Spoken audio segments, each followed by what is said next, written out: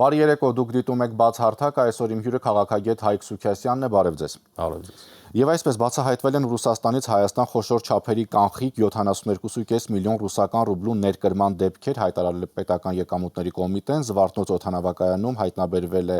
անձ, որի մոտ առկա է եղել կանխիկ 65 միլիոն ռուսական ռուբլի, որը շուրջ 321 միլիոն դրամին համարժեք գումար է։ Պարոն Սուքիասյան, արդեն կարծես թե տպավորություն է ստեղծում, թե ինչի համար են այս գումարները մուտք գործում Հայաստան։ Մենք հիշում ենք, որ օրեր առաջ էլ Ռուբեն Ռուբինյանն ասաց, որ պետք է շատ ուշադիր լինել այս գործընթացներին։ Ինչի հետևանք կամ ինչի արդյունք է այս ամեն ինչը եւ ինչ նպատակով է արվում սա։ Դե նպատակը պարզ է։ Իհարկե մինչ հեղափոխական անցյալի կամ ռուսական անցյալի դերակատարների անուժության դրսևորում է, մի քիչ էլ իրենց քծիպության դրսևորում է, որովհետև իրենք այդ փողը ունեն։ Պարզվում է քծիպ են, հետն էլ խելք չունեն, որովհետև տեսնում են, չէ՞, վերջը, որ պետությունը լավ վատ չգիտեմ, բայց բացահայտում է կաշառքի տարբեր դեպքեր եւ հայտարարել են, որ էլի են բացահայտելու, բայց մարդիկ շարունակում են էլի իրենց հակաքաղաքական, հակաօրինական գործունեությունը, նախ ենթադրում են, որովհետև գիտեն, որ շանս չունեն իշխանության գալու օրինական ճանապարհով, աջակցություն է պետք է դրսի գումարները, որի կրկնում եմ, որի կարիքի իրենք չունեն, իրենք այդ փողը ունեն։ Ես ուզում եմ իրեն հարցնել, վերածներ այդ ինչ է։ 300 քանի միլիոն դրամ ինչ փող է ձեր համար։ Ինչ եք բերում այդ փողերը, ինչ եք անում անօրինական բաներ, որ բացահայտվի։ Ենթադրում եմ ուրիշ բան կա սրանց արածի տակը։ Հավանաբար գիտեն, որ ընտրությամբ չեն անցնելու։ Անում են այսպիսի այլանդակություններ, որ իրենց գործունեությունը պետությունը արգելի, որ արգել են իրենց մասնակցությունը, արգել են գնան հեղաշրջման պրոցեսի, բորբոքեն հարությունը, արգելել են, մենք իշխանությամբ պիտի գանք, գնան փողոցային պայքար, ենթադրում առանցնել այդ է, որովհետև քաղաքական ուժը, որը հայտ է ներկայացրել, իրենք էլ իրենց վրա բաներ են, չէ՞, ինտելեկտուալների ինչ-որ ակումբներ են։ Արա դուք ինտելեկտ ունեք եւ դուք շարունակում եք այսքանից հետո այսպիսի անօրինական բաներ, նշանակում է ուրիշ բան է առանցների տակը կամ էլ ուղեղ չունեն, չգիտեմ։ Բայց ամեն դեպքում ինչ է, Ռուսաստանը շարունակում է իր գրոհը,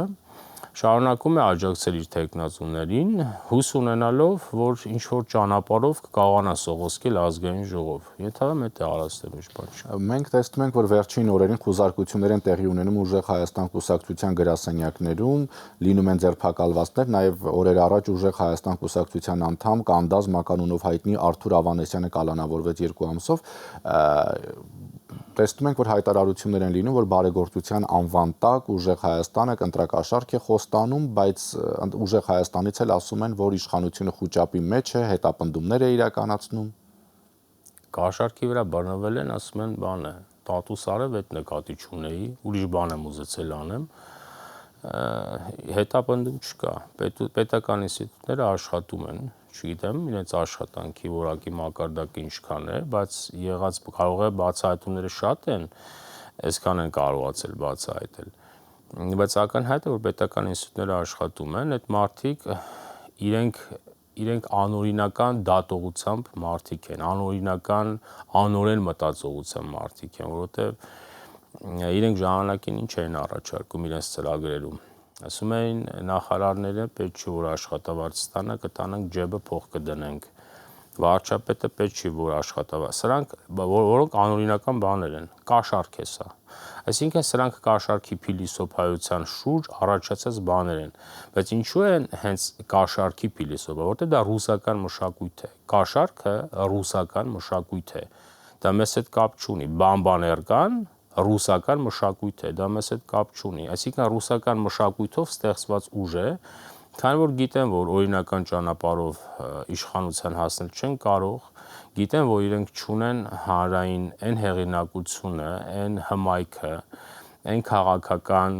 հեղինակությունը, որով հնարավոր էր զանգվածներին բերել իրենց մոտ, գնում են այս անօրինական ճանապարհն, էլի եմ ասում, ենթադրում եմ ուրիշ բան է նպատակները։ Իհարկե, եթե պիտի արգելվեր այն գլխից էլ պետք է արգելել, բայց քանի որ սրանք արդեն ահագին գործ ունեն արած, մոբիլիզացել են, իրենց ռեկլամ են արել, հանրության մի հատվածի մոտ ենթադրում եմ ինչ-որ նշանակալի դերակատարություն ունեն, հիմա բզբզում են, որ պետությունը հիմա արկել իրենց գործունեություն։ Իսկ այդ կանդած, մանդած, այ քեզի բան, մարդը վրան ամեն մեկի վրա այդ լեգենդ կա, պարզվում է ամեն մեկը տատու ջարագած լեգենդներ ունի։ Ուրեմն այդ քո տեղը, այդ մարդը պետք է որ իր տեղը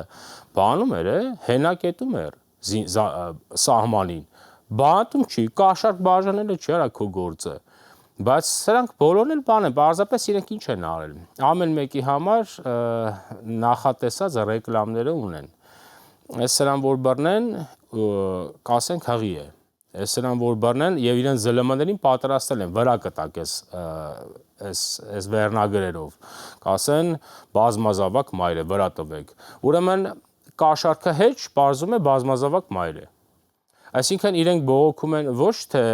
որ իրենք գողություն են արել, այլ բողոքում են, որ իրենց գողության վրա բռնել են։ Այս էլ այս մարդկանց դատողությունն է։ Դե ինչ ասեմ, եւ ենթադրում սա կշարունակվի, որտեվ այս մարդիկ հայկական դատողությամբ օրինավորի մտածողությամբ մարդիկ չեն։ Տեսեք, դուք ասացիք, որ հավանաբար կարծում են, որ չեն անցնի, չեն կարողանա դառնալ իշխանություն, փորձում են ընտրակաշառքով, այսպես ասած, ձայներ հավաքել, մոտավորապես այսպես ստացվում է, բայց ամեն դեպքում տարբեր քաղաքական գործիչներ հայտարարում են, որ երեք ուժեր ամեն դեպքում կփորձեն միավորվել, ուժեղ Հայաստանը, Հայաստան դաշինքը եւ Բարգավաճ Հայաստանը եւ կփորձեն Հայաստանի ամբողջ տարածքով մեկ իրականացնել Գյումրի 2 սցենարը։ Իրենց որ թողը կարող է չմիավորվեն։ Բայց պարզը որ իրենք կառավարվում են, իրենց կոպերկին ինչ ասեց, դա էլ անելու են։ Իհարկե հիմա իրենք ձևացնում են, որ իրար հետ կապ չունեն, եւ իրականում կարող է, որ իրենք թողեիք չուզենան իրար հետ կապ ունենալ, որովհետեւ սրանք ժամանակին իրար քցել են, իրար խաբել են, իրարից իշխանություն են տարել, տանելուց լավ չեն տարել, նեղացել են։ Այս երկրորդ նախագահը բողոքում է երրորդ նախագահից։ Հələ դուք դրա ուղեղի չափը նայեք, էլի այդ մարդը ասում է իմ իրավահաջորդը, սա գիտի բան է, ասենք, ինչա, սա թակավորական ընտանիք էր, փոխանցել է ժառանգ։ Որ միտքը նկատի ունեք, պարոն Սուքասյան։ Դե բան ուներ, չէ, հարցազրույցներ, ասում են ռուս լրագրող են ինչ էր, որ ասում են ինչ որն է ձեր սխալը, ասում է իրավահաջորդի ընտրությունը։ Այսինքն բողոքում է Սերժ Սարգսյանից։ Բայց այս մարդը պետականության գիտակցում չունի, սահմանադրության տեղը չգիտի անգամ, որ դու իրավահաջորդ նշանակել չես կարա։ Դա ընտրում է ժողովուրդը, բայց հələ մտածողությունների չափը նայեք, դուքյանն է իրենց, տվե գնացել է, ոնց որ փոշմանել է ում է տվել։ Իրենք նայեք, այս մարդիկ կառավարվում են, ոնց ասեն Ռուսաստանից, այտենց էլ անելու են։ Բայց թող հələ մի հատ անցնեն, այդ իրենց բաներով չի Գյումրի 2 անեք, կարող է ուրիշ բան ձեզ հետ տեղի ունենա։ Թող ասեն հետո կերևա, բայց էլ եմ ասում իրենք բոլորը կառավարվում են, ինչ կասեն Ռուսաստանից, դա էլ անելու են։ Իսկ ինչ քայլերի կարող է դիմել Ռուսաստանը, եթե պարտվեն ռուսամետ ուժերը Հայաստանի Հանրապետությունում, որովհետև մենք տեսանք, որ օրեր առաջ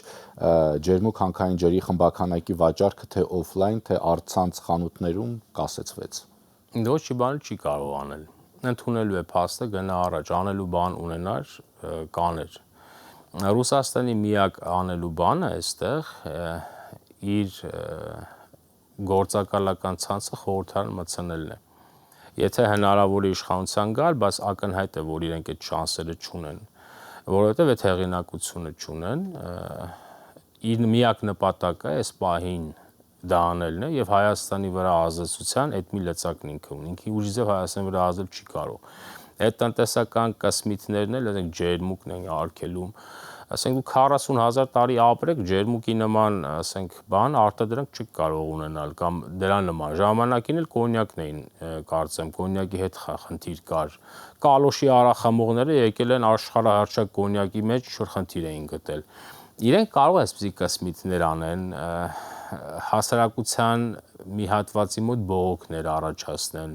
ասենք այդ ջերմուկ արտահանողները մի քիչ սկսեն բողոքել, դրանց տրամադրել պետության դեմ, հա, ցենց բաներ կարող են անել, բայց իրենք մեծ խնդիրներ ստեղծել չեն կարող, որտեղ իրենք էլ հաշվարկ ունեն։ Որ եթե իրենք այդ խնդիրները ստեղծեն, մենք լրիվ կթեքվենք իրենցից։ Ეხի ռուսերը այդքան խելք չունեն, դա չանելու, կարծում եմ ունեն։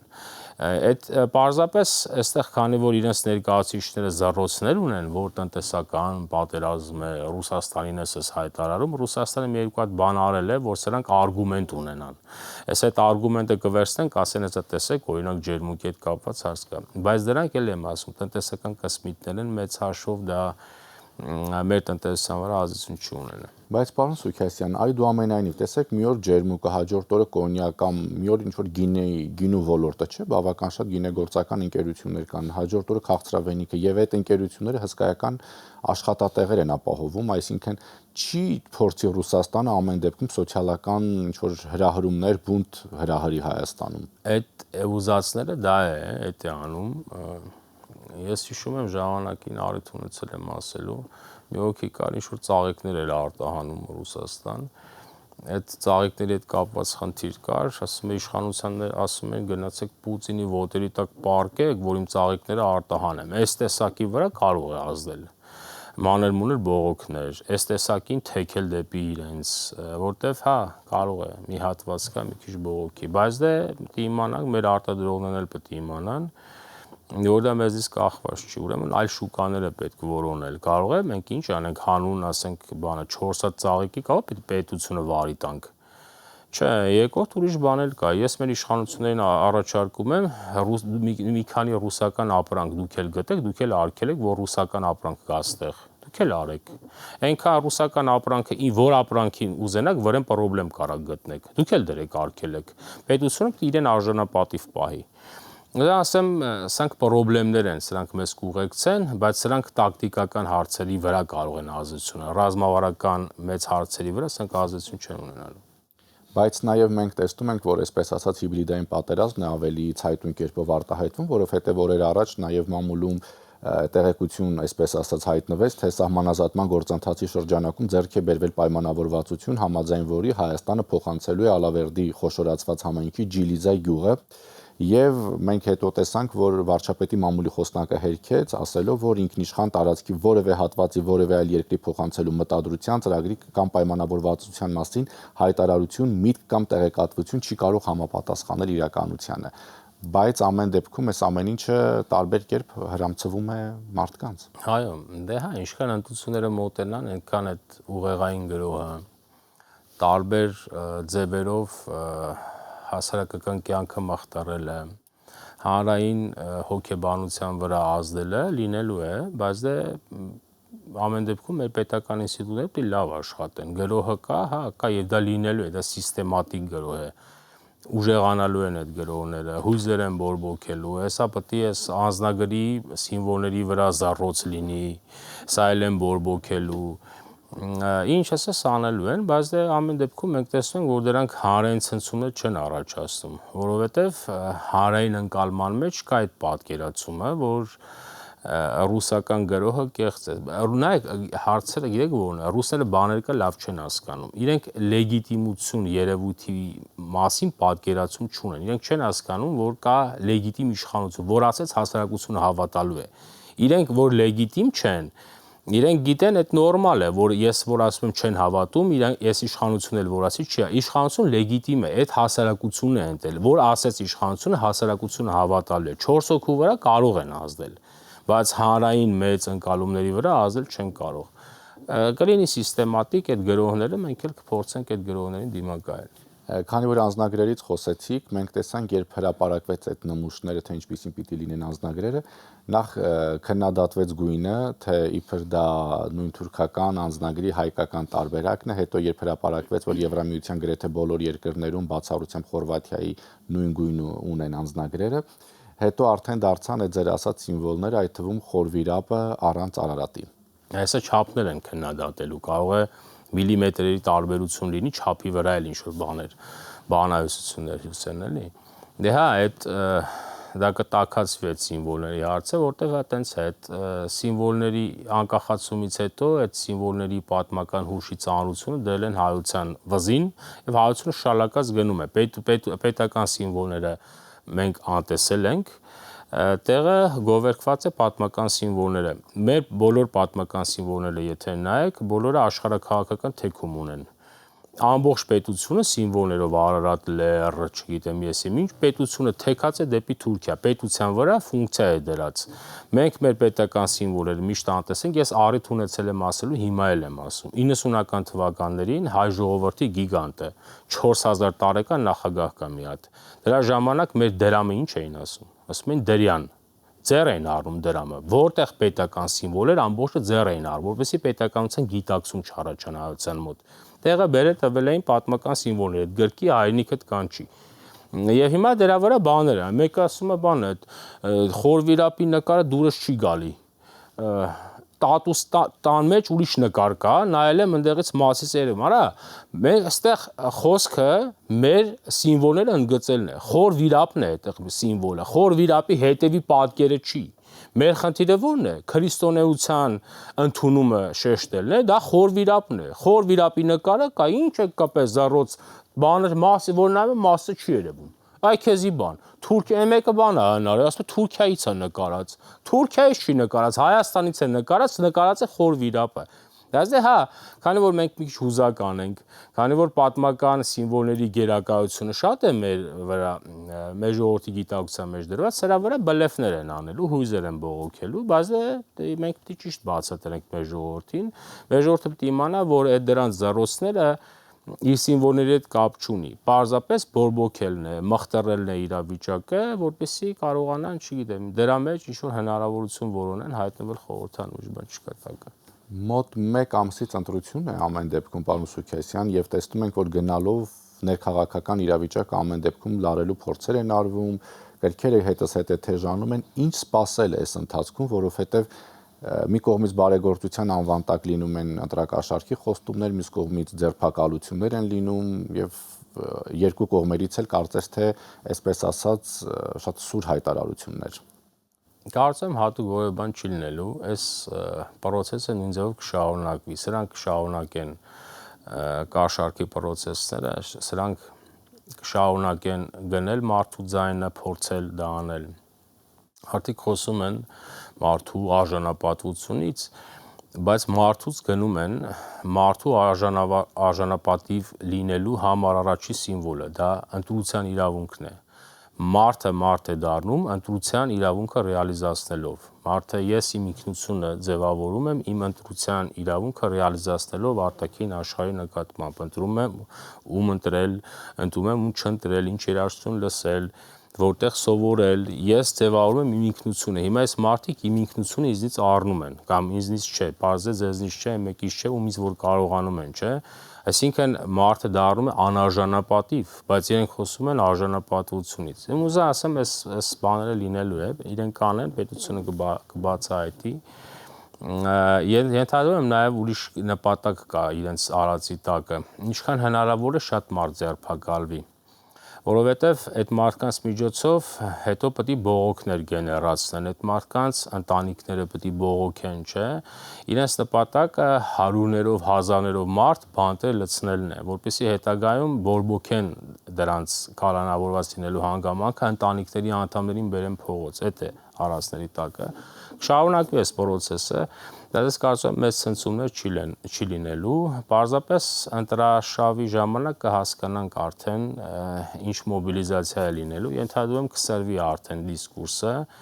ելի նախկին ներկա, որը մի քիչ էլ օբյեկտիվ է, պետություն ունենալ չունենալու դիսկուրսը կսրվի եւ հիմնական պայքարը գնա այս երկու բևեռների մեջ։ Տեսեք, դուք ասացիք էլի նախկին ներկա, ստացվում է, որ մենք